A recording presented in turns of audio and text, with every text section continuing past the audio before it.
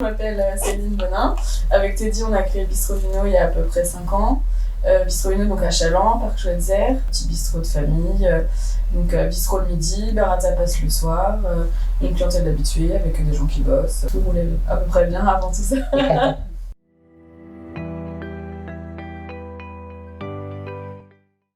La première annonce a été assez compliquée. Enfin, en fait, on était chez nous parce qu'on ne travaillait pas le samedi et le dimanche. Donc l'annonce a été faite le samedi soir. Donc on l'a eu comme tous les gens qui étaient dans leur canapé finalement, à regarder les informations. Et puis on a pensé aussi à nos collègues restaurateurs en fait, qui eux étaient en plein service. Vous avez vos stocks pour le dimanche, pour le lundi suivant. Et puis nous aussi on a commencé à penser à nos stocks. Après on avait quand même anticipé parce que ils avaient prévu de fermer les écoles le jeudi. Donc du coup, nous, on sait que s'il y a une fermeture d'école, il va y avoir une baisse d'activité. On a eu un peu de pertes et après, on a fait des dons, enfin des choses comme ça. Mais c'est vrai qu'après, on s'est dit, voilà, on ferme. Donc on est venu ici le dimanche, du coup, tout ranger, tout plier, un peu comme on le fait avant le départ des congés. Et là, en fait, c'était très très bizarre parce qu'en fait, c'était la journée des élections. Donc en fait, à la Plaine des Sports, qui est au-dessus du resto, il y avait 40 jeunes qui jouaient au foot. On se sentait un petit peu comme au zoo. En gros, rien s'arrête, sauf nous, comme si on était un petit peu les pestiférés. Enfin, c'était une sensation très bizarre et on a eu l'impression en fait que notre boîte écoulait. Là, on a fait 1 mois de confinement, donc comme tout le monde, cloîtré chez nous. On n'a même pas sorti à chercher du pain. Voilà, je me suis mis à faire du pain à la maison. Cool, on avait du temps. On s'est beaucoup reposé, c'était bien, ça changeait. Voilà. Et en fait, au bout de quelques temps, au bout de 2 semaines, moi je dormais plus, j'étais pas assez fatiguée parce qu'on a une activité intense ici. On était complètement décalés et puis on s'est dit, mais c'est pas possible, on va rester combien de temps comme ça chez nous à rien faire.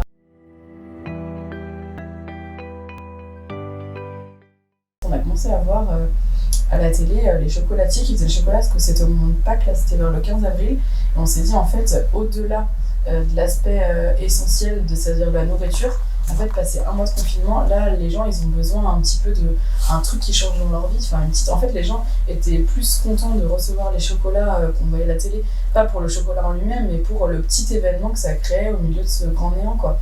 Et on s'est dit, en fait, on va démarrer quelque chose pour, en fait, nous, ça va nous faire un petit rythme, on va reprendre notre activité, ça va redonner un sens finalement à tout ça, et puis les gens, ça va leur faire un petit événement. Il va se passer quelque chose, ça va leur faire un peu du baume au cœur comme on a pu voir à la télé. Et du coup, vers le 15 avril, on a commencé les paniers apéro. C'est ça. Et là. Et l'idée est venue d'un copain aux Herbiers qui a fait ça. Ouais, ça marche. Du coup, je l'ai appelé, je lui ai dit comment t'as lancé le projet, machin et tout. Il m'a expliqué un peu. Et puis on s'est dit, on se lance sur Chaland. Il va y avoir le côté économique, forcément, parce qu'on va gagner un petit peu d'argent. Et aussi le côté où on a besoin de lien social. En fait, on est restaurateur, commerçant, parce qu'on aime les gens. Et finalement, 1 mois chez nous sans voir personne, c'était une tannée, des lions en cage, on avait vraiment besoin de retrouver notre clientèle, en plus d'habitués avec qui on a des vraies relations. Donc pas vraiment, c'est pas chez Bistro Vino, c'est vraiment le côté, on invite les gens chez nous. C'est comme à la maison, quoi. Donc du coup, il y a le côté vraiment, Céline a passé, quand on a lancé le standard pour les commandes, Céline a passé plus de temps à discuter avec les gens qu'à prendre les commandes. Donc c'était assez... c'était plaisant finalement de repartir un peu sur ce nouveau projet-là. En fait, ce qui était bien, c'est qu'on avait fait une petite vidéo et dès qu'on a posté la vidéo, 2 secondes après, notre téléphone il sonnait et franchement, moi j'étais en pleurs devant mon ordi. En fait, je me suis dit c'est cool. Les gens en fait, ok, ça leur fait plaisir, mais ils veulent aussi parler avec nous, ils veulent aussi se faire plaisir. Et puis surtout, ils sont au rendez-vous. Donc en fait, on s'est dit cette clientèle finalement fidèle d'habitués qu'on a créée, c'était pas juste de la poudre aux yeux. En fait, c'était vraiment c'était sincère en fait, tout simplement, ouais. C'était sincère en fait comme relation, les gens étaient contents de nous aider et en même temps d'échanger, savoir comment ça allait, parler aussi un peu d'eux, franchement c'est top. Et là les paniers apéro ont commencé, donc sous forme de drive sur notre parking, on a fait notre petite organisation, on a fait nos paniers apéro avec ce qu'on trouvait, parce qu'en termes d'approvisionnement à ce moment-là c'était très compliqué, on ne pouvait pas tout avoir, nos fournisseurs, voilà. Donc on a créé nos petits paniers apéro et la première semaine on s'est dit allez on va en prévoir 50, on verra bien, si ça marche c'est cool. Et en fait la première semaine on a fait 60 et du coup on était en rupture et on a déjà pris des commandes pour la semaine d'après. Et en fait la semaine d'après on a commencé, on a déjà 100 commandes et on a fait jusqu'à 180 paniers apéro.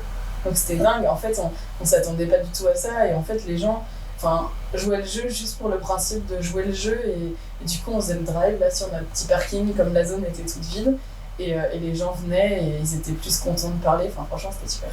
Et après ça a rythmé nos semaines pendant 4 ou 5 semaines Et en fait, après, le deuxième mois de confinement est passé comme une flèche, puisqu'en fait, on faisait nos appros, on faisait notre com, on faisait nos commandes, et puis après, on faisait notre journée. Enfin, ça occupait 5 jours sur nos 6 jours, et puis c'est passé comme une lettre à la poste. Enfin, franchement, c'était super, c'était vraiment chouette.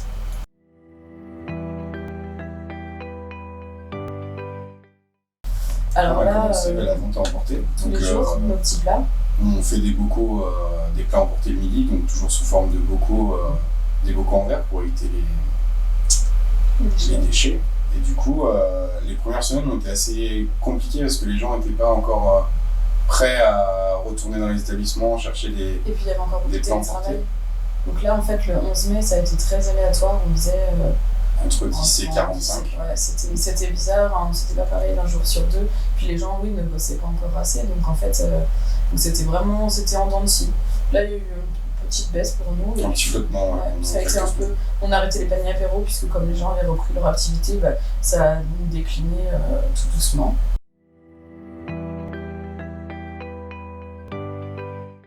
Et après, il y a eu le 2 juin.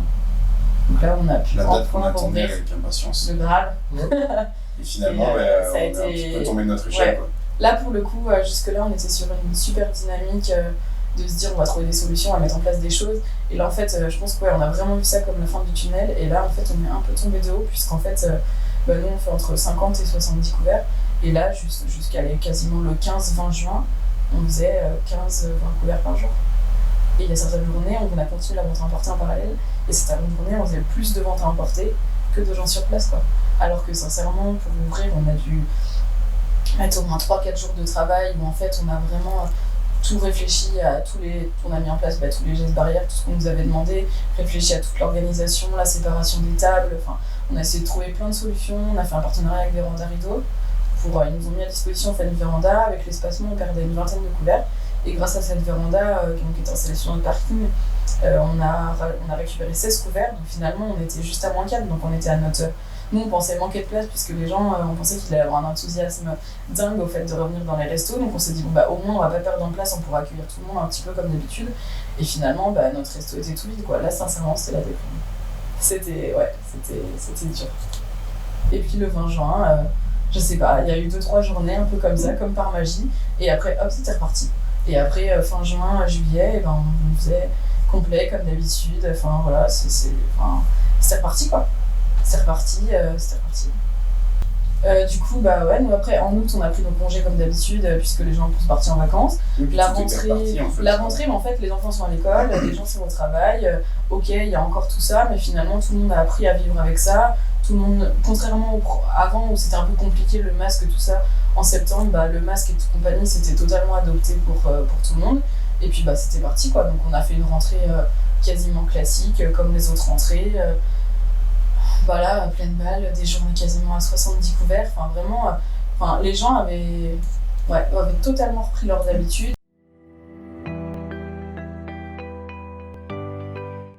Finalement, il n'y a pas eu de couvre-feu. Et là, ça a été un peu... Moi, ça a été le deuxième petit tape derrière la tête, quoi, hop, vous refermez, alors qu'on avait une semaine avant, on devait mettre le cahier de rappel en place, 2 semaines avant, et encore moins des tables de 6 des tables de 6 sur les tables de 10. En fait, au fur et à mesure, on suivait les règles, donc on s'est dit, puisqu'on suit les règles, il y a pas de raison qu'on ferme. Et du coup, non, et c'est vrai que ce qu'on a trouvé bizarre, en fait, c'est que les gens étaient vraiment dans une dynamique... on est là, quoi. Donc en fait, ok, on prend tous les paramètres, mais on est quand même là, on a quand même repris toutes nos habitudes.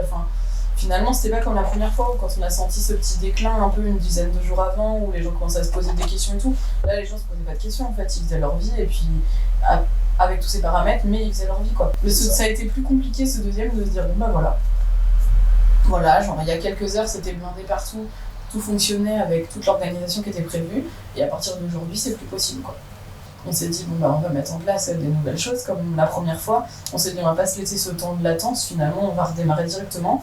Et en fait, l'été, mai, il faisait beau, c'était l'apéro. Là, on s'est dit, allez, les petits paniers apéro, ça va être moins important, on va faire autre chose. Puis nous aussi, on avait envie de faire autre chose. Donc, on a lancé, en fait, notre offre street food. Donc, on a fait des burgers, des hot dogs végétariens, fish and chips, des petits trucs comme ça. Et en fait, on a fermé le jeudi soir et on a commencé notre offre à emporter le vendredi soir. On s'est dit, on va démarrer. Donc voilà, on s'était un petit peu organisé en amont sur la journée du jeudi. Et puis le vendredi, c'était parti, quoi. Donc tous les vendredis, tous les samedis soirs, là on s'est dit on va sacrifier notre week-end, puisque de toute façon il n'y avait plus de week-end, donc c'était pas gênant. Et c'est parti sur ça, quoi. Et on s'est dit, de toute façon, comme à la télé, ils nous ont dit télétravail obligatoire, on s'est dit on va faire une offre obligatoirement que sur le week-end et pas sur la semaine, puisque finalement, nous, dans notre parc, il n'y aura personne, quoi. Et là, le lundi suivant, donc la première week-end, ça a super bien fonctionné, les gens étaient au rendez-vous. Enfin, comme pour la première fois, les gens étaient contents de venir, et puis le lundi... Le lundi, on venait ici pour ranger un peu, faire un peu de papier, et on s'est aperçu, en fait, normalement, tout le monde devait faire du télétravail. On est arrivé dans la zone, c'était aussi plein qu'une semaine classique. Donc on s'est dit, il va falloir... ces gens, il va falloir leur trouver une offre. Donc du coup, on s'est remis à faire nos plats emportés le midi. Alors qu'on n'avait pas du tout prévu. Normalement, on avait prévu vraiment d'ouvrir en street food que le vendredi et le samedi. Et finalement, on s'est avancé sur le mardi, mercredi, jeudi, et avec la street food le vendredi et samedi, quoi. Donc il y a vraiment une vraie demande, en fait, une vraie attente de la clientèle potentielle sur le parc. Il y a des midis, on a fait jusqu'à plus d'une cinquantaine de plats. Donc en fait, voilà, on avait deux petites offres. Et en fait, finalement, nous, ce deuxième confinement, on l'a quasiment pas vu, pas subi, voilà, puisqu'en fait, on était en repos dimanche, lundi. Et finalement, les autres jours de la semaine, on se lève, les approvisionnements, la mise en place, nous, le service avec les clients. Alors oui, certes, pas assis, pas tout ça, mais finalement debout, à échanger un petit peu au comptoir. Et puis voilà.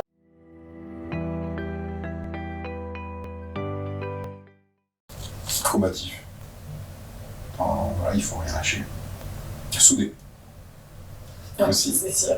Je pense que dans ces moments-là, il faut vraiment... on est deux personnes à part entière, on est un couple aussi dans la vie, mais on est aussi deux piliers dans cette entreprise. Et si l'un tombe, l'autre ne va pas supporter très longtemps, donc il faut vraiment qu'on soit soudés au maximum pour affronter chaque épreuve actuelle, quoi. Et les épreuves futures qui arrivent. Donc, voilà. Et un troisième mot.